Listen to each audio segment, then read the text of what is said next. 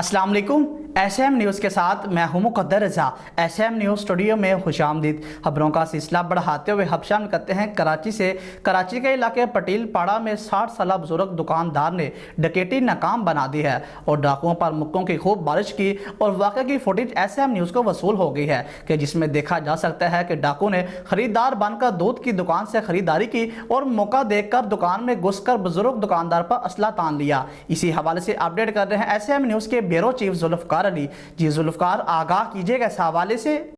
जी बिल्कुल, वाक़े की CCTV फुटेज SM न्यूज़ को मौसूल हो गई, जिसमें देखा जा सकता है कि डाकू ने खरीदार बनकर दूध की दुकान से खरीदारी की और मौका देखकर दुकान में घुसकर बुजुर्ग दुकानदार पर असला तान लिया।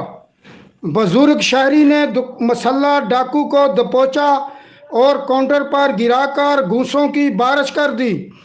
दुकानदार के खौफ से डाकू अपना असला छोड़कर जान बचाकर फरार हो गया।